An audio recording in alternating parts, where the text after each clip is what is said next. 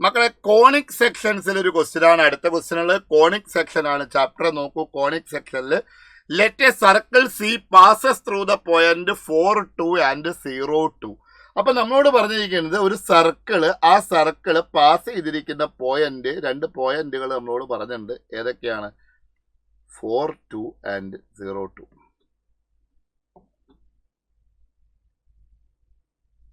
Four 2, 0, 2.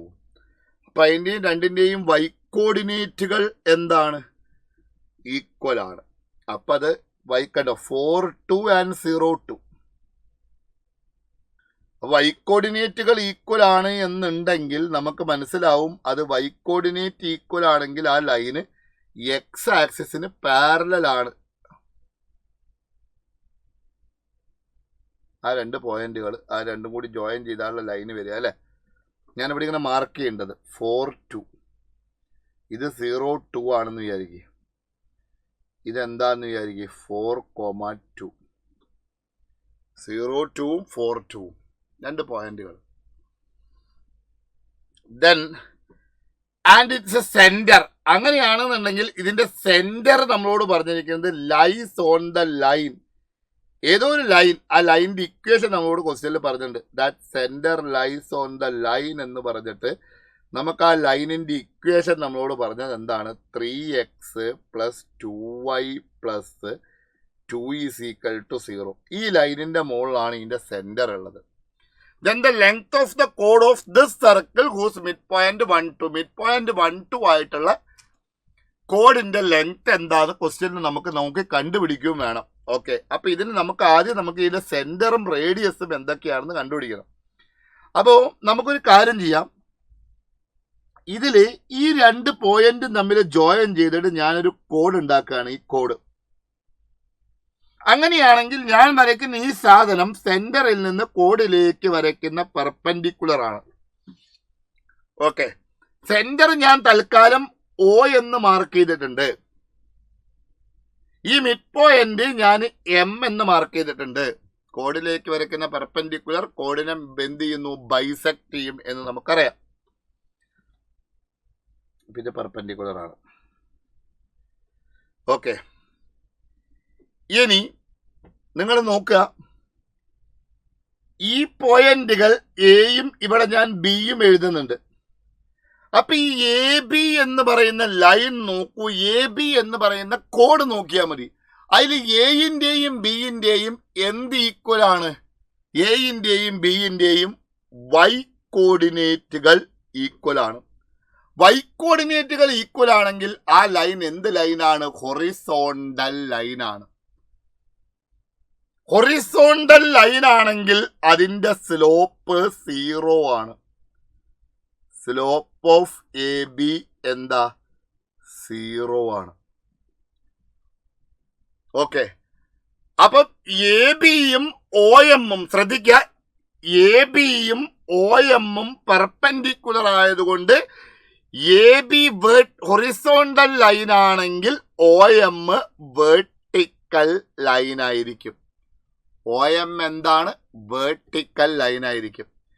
M mid point ആണ് A ബിയുടെ. അങ്ങനെയാണെങ്കിൽ ഞാൻ എം എഴുതുകയാണ് 0 + 4 4/2 2 2 + 2 4/2 2. എം എന്ന് പറയുന്ന പോയിന്റ് 2, 2 ആണ്.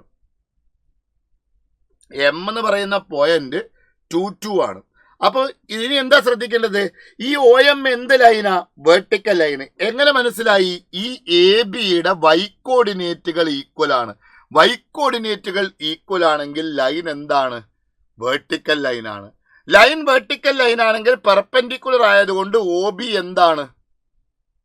ഒ എം എന്താണ്? വേർട്ടിക്കൽ ലൈൻ ആണെന്ന് മനസ്സിലായി. M mid point of the കോഡാണ്. അപ്പൊ നമ്മൾ കണ്ടുപിടിച്ചു.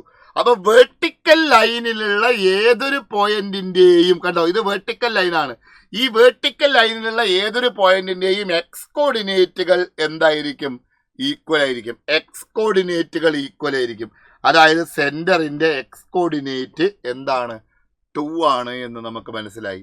അങ്ങനെയാണെങ്കിൽ ആ എക്സ് കോർഡിനേറ്റ് 2 എടുത്തിട്ട് സെന്റർ ലൈ ചെയ്യുന്ന ലൈനിൽ കൊണ്ടിടുക. കാരണം സെന്റർ ഏത് ലൈനിലാണെന്ന് പറഞ്ഞിട്ടുണ്ട്. അപ്പൊ 2y = അല്ലെ 3 × 2 6, അപ്പൊ -8 വരും അല്ലെ. y = എന്താവും -4 കിട്ടും. അപ്പൊ സെന്ററിന്റെ കോർഡിനേറ്റ്സ് എന്താ പറ 2, -4 ആണ് സെന്ററിന്റെ കോർഡിനേറ്റ്സ്. സെന്ററിന്റെ കോർഡിനേറ്റ്സ് 2, -4 ആണെങ്കിൽ ഇവിടുന്ന് ഏതെങ്കിലും ഒരു പോയിന്റിലേക്കുള്ള ഡിസ്റ്റൻസ് അതിന്റെ റേഡിയസ് ആണ് എന്ന് മനസ്സിലായി. സോ റേഡിയസ് r = എന്താണ് x2 - x1 whole square plus y2 - √40. OB radius ആണ്. OB ഡിസ്റ്റൻസ് ഫോമുലേക്ക് കൊടുത്താൽ മതി, √40 കിട്ടും. r = √40. അപ്പം നമ്മളോട് ഇതേ സർക്കിൾ തന്നെയാണ്, കൺഫ്യൂഷൻ ഒഴിവാകാൻ വേണ്ടി മാറ്റി വരയ്ക്കുന്നു എന്നേ ഉള്ളൂ. ഈ സെന്റർ ഇതേ സർക്കിൾ തന്നെയാണത്, അതിൻ്റെ റേഡിയസ് √40 ആണ്. അങ്ങനെയാണെന്നുണ്ടെങ്കിൽ നമ്മളോട് പറഞ്ഞിരിക്കുന്നത് 1, 2 ഇതേ സർക്കിൾ തന്നെയാണ്, 1, 2 മിഡ് പോയിന്റ് ആയിട്ട് വരുന്ന ഒരു കോഡിന്റെ ലെങ്ത് എന്താണെന്നാണ് ചോദിച്ചത്. Length of the code of this circle. അപ്പൊ നമുക്ക് മനസ്സിലായി ഈ സർക്കിളിന്റെ സെന്റർ നമുക്ക് അറിയാമായിരുന്നു 2, -4 ആണെന്ന് അറിയാം. അങ്ങനെയാണെങ്കിൽ ഈ റേഡിയസ് നമ്മൾ കണ്ടുപിടിച്ച് വെച്ചിട്ടുണ്ട്. വാട്ട് ഈസ് ഇറ്റ്സ് റേഡിയസ് നോക്കിയേ, വാട്ട് ഈസ് ഇറ്റ്സ് റേഡിയസ് ശ്രദ്ധിക്കുന്നില്ല, √40. Radius is √40. അപ്പൊ ഞാനിവിടെ എന്ത് എഴുതുകയാണ് പറ, √40 എന്ന് എഴുതാണ്. ഇത് √40 ആണെങ്കിൽ ഇതെന്താണ്, അതിന്റെ പെർപെൻഡിക്കുലർ ആണ് അല്ലെ. ആ പെർപെൻഡിക്കുലർ ഞാൻ ഹൈറ്റ് ആയിട്ട് എടുക്കുകയാണ്. ഹൈറ്റ് എത്രയാണ് വരിക, 2 - 1 1, 1² 1, 1 + 36. അപ്പൊ ഇത് √37 എന്ന് വന്നു. അപ്പൊ പൈതഗോറസ് തിയറം ഉപയോഗിച്ച് ഈ ലെങ്ത് കണ്ടുപിടിക്കുക. ആ ലെങ്ത്തിന്റെ ഡബിൾ ആണ് എന്ത് വരിക, കോഡിന്റെ ലെങ്ത് വരിക അല്ലേ. വളരെ സിമ്പിൾ അല്ലേ.